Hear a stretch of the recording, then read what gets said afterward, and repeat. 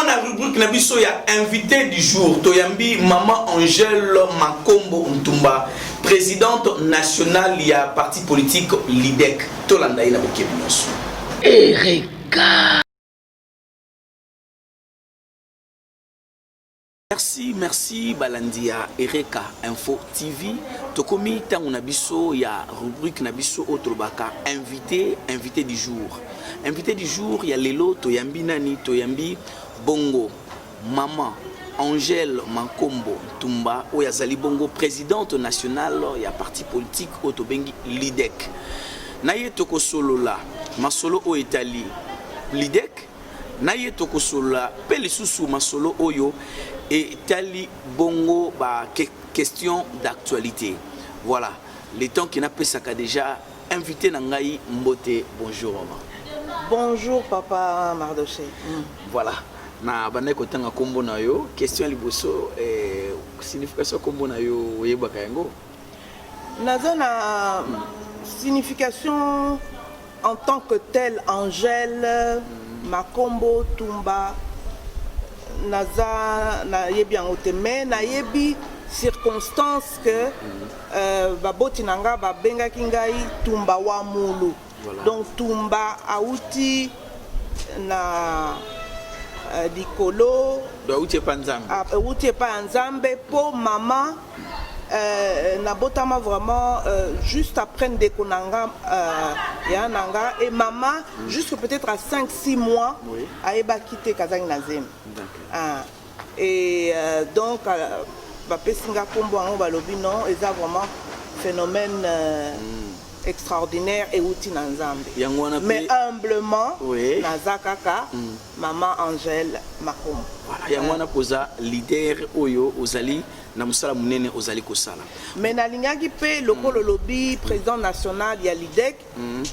Na rappelé LIDEC et lingo lobanini. Tokokota wana. Na lingi d'abord batu bazwa idée ya parce que to sela ki au portrait, batu bazwa idée ya yo invité na biso Tolanda portrait oyo to salelaki maman Angèle Makombo. Erika. Lelo na magazine na bino Erika Info boko sala découverte il y a une grande dame congolaise oyo boko découvrir kala mingi te.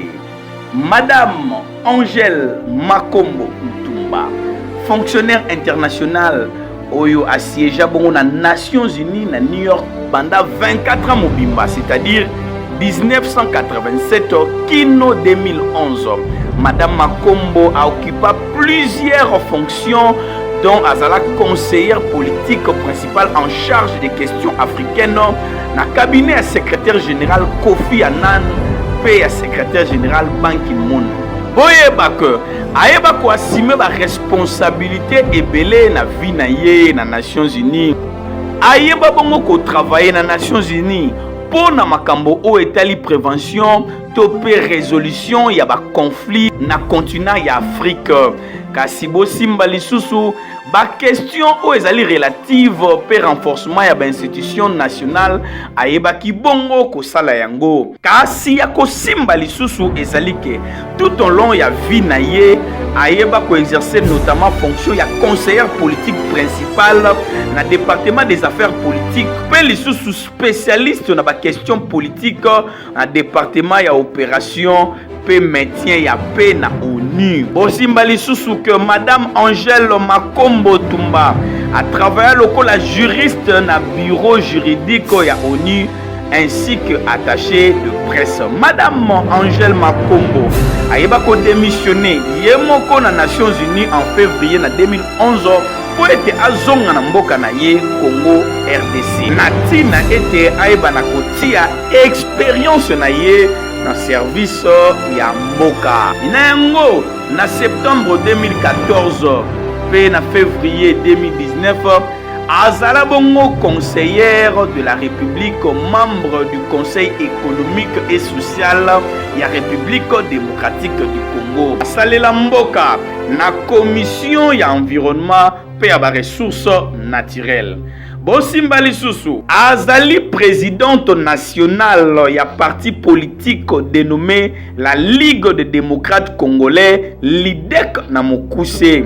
azali détentrice d'une maîtrise en droit de l'université de Paris I-Panthéon Sorbonne et d'un diplôme ya sciences politiques de l'Institut d'études politiques de Paris. Kasi pona oyo etali vina ye azali bongo mwana ya Congo abotama na Kinshasa le 1er décembre 1954.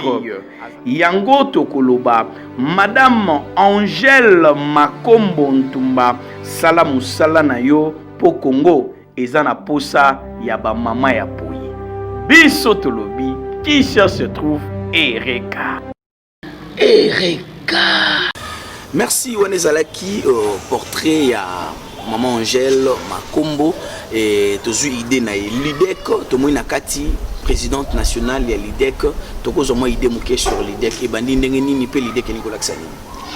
L'IDEC d'abord sigle Lingoloba Ligue des démocrates congolais. Agrément donc création à l'IDEC 3 novembre 2010. Tango wana nazaki na New York. Nazaki fonctionnaire international, nazaki osala na Nations Unies et nazaki en charge ya ba question africaine. Notamment nasalaki na Kofi Annan, secrétaire général des Nations Unies et Nasimana Ban Ki-moon. Biso eza vraiment ambition na biso tokoloba il faut travailler, il faut pas causer la carte na élection et tout ça, mais et loko message ngana lingi vraiment faire passer, oui. Surtout na ba jeune parce que balobaka 75% yamboka na biso de 80 millions de Congolais, ce sont des jeunes et des jeunes de même de moins de 25 ans.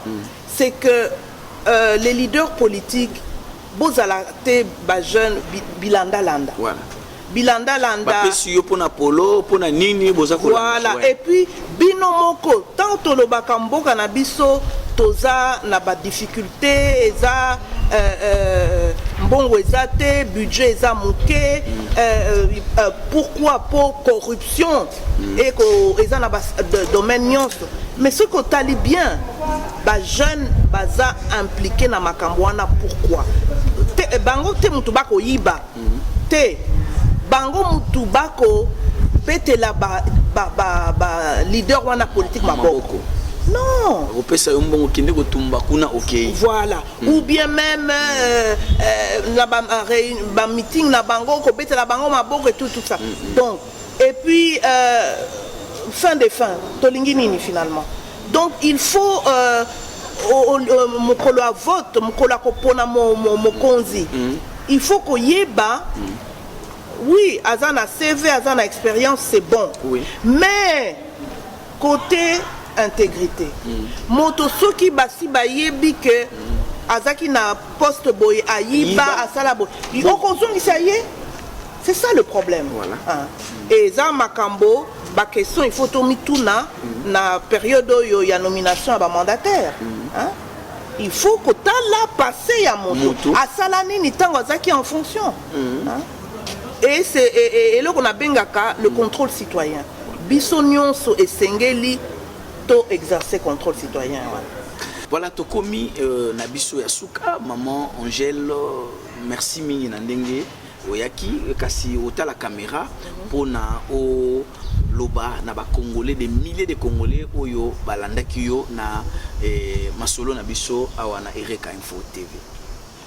Nga na opesa bino pe na opesa merci papa Mardoché lokolo invité ngai na plateau na bino mais lokolo nga na lingi na loba c'est que toza na période moko critique na mboka na biso 60 ans de Kokisa le 30 juin to silikaka mingi to tongaka mboka na biso mingi etc. Mais ce qui totalit bien, peuple congolais a comme mourir, peuple congolais, c'était, solo là na ba maman na ba wenze, ba jeune tout ça, ba ebi exactement makambonini et koleka manamboka, ba kolanda, procès à 100 jours balanda ki ango encore plus que même match à football. Oui. Hein? Donc, nga wana na lobby, il y a de l'espoir. Et nako senga vraiment que contrôle citoyen wana na lobaki que biso nyonso to landelango. Hein? Et tomoni bien que majorité oyo fabriqué ya parlement bako comprendre te, c'est que makambo est changé. Makambo eko changé. Hein? Bakanisa te bazaki wana basalaki n'importe quoi. Hein? Impunité yalaki, corruption ezalaki makasi eko continuer. Tolobi eko continuer te. Hein? Mais pour et continuer te moto na moto, il faut azala vigilant. Contrôle. Tolobi kaka, merci mingi.